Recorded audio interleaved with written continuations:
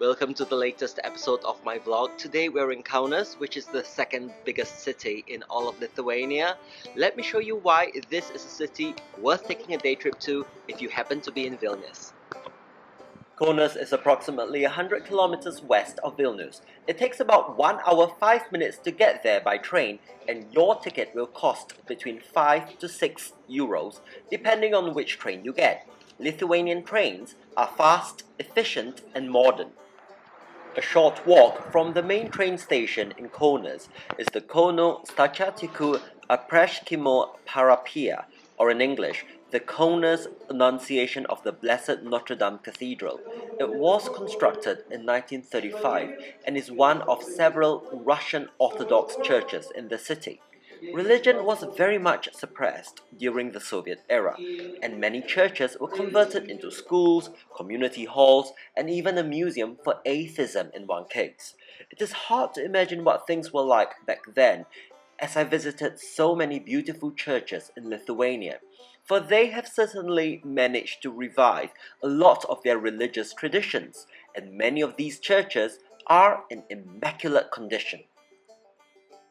Across the park from the church, you will find Kaunas Mosque, also known as the Vytautas the Great Mosque, one of the very few mosques in the Baltic region.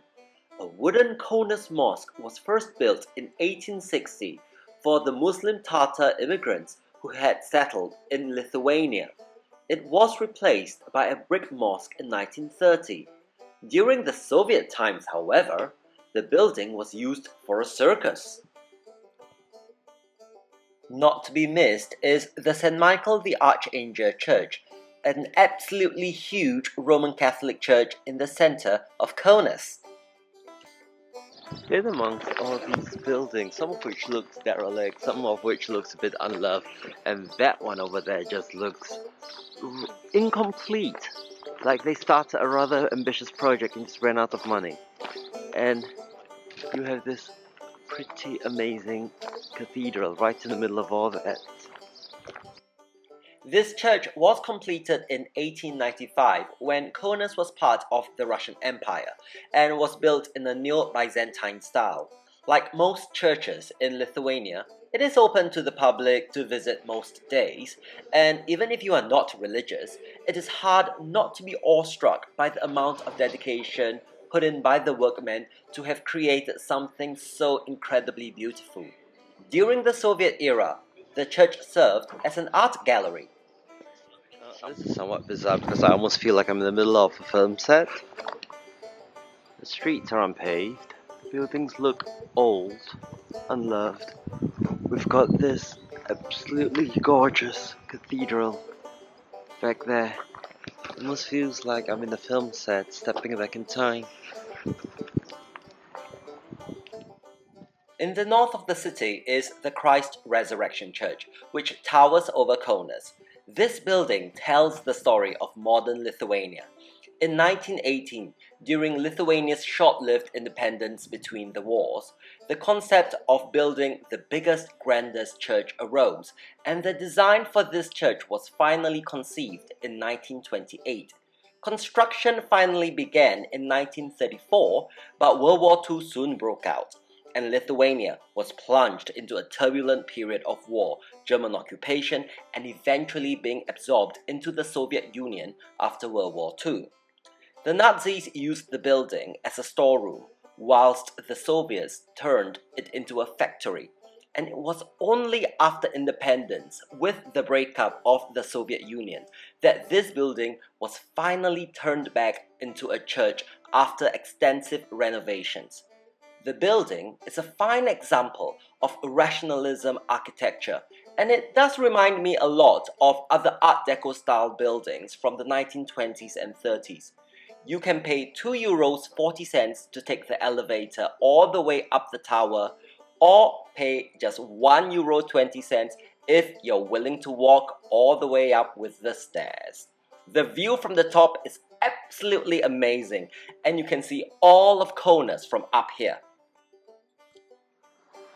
So this Roman Catholic Church is really quite unique in the role it played in Lithuania's modern history. But admittedly, the interior of the church is rather plain compared to some of the other churches I have visited in Lithuania. Outside the Devil's Museum is an area full of statues of famous Lithuanians and a monument dedicated to the unknown soldier. As a small country, Lithuania has fought hard for her independence against invading forces, including the Germans and the Soviets. Over 20,000 died in the struggle against Soviet invaders between the period of 1944 and 1953. During the Soviet era, this bitter period of Lithuanian history was censored, but ever since independence, Lithuania is keen to remember, honor, and pay respect to the partisans who fought hard against the wicked Soviet oppressors. The historical presidential palace in Kaunas is another interesting place to visit. Kaunas was the capital of Lithuania from 1920 to 1939, when Vilnius was under Polish control, and 3 presidents resided in this palace in that period. The old town of Kaunas is very popular with tourists. There are a lot of surviving Gothic, Renaissance, and Baroque buildings, and the area is full of fashionable bars, restaurants, and boutiques. If you are exhausted from all the sightseeing, just have a coffee at a street-side cafe, relax, and watch the world go by. The Kaunas Cathedral Basilica is one of the oldest buildings in Kaunas. Records of this Roman Catholic church go back to 1413, making parts of the church over 600 years old. It has been damaged over the years through wars and fires and has been renovated many times. It may look rather plain on the outside, but the interior will take your breath away. Now, here's one thing I'd like to explain. A lot of English speakers will pronounce the name of this city as Kaunas or even Kaunas.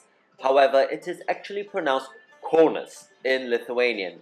I've tried my best to use the proper Lithuanian pronunciation in this video, but as I'm actually doing the narration in English and not Lithuanian, should I be pronouncing it the English way?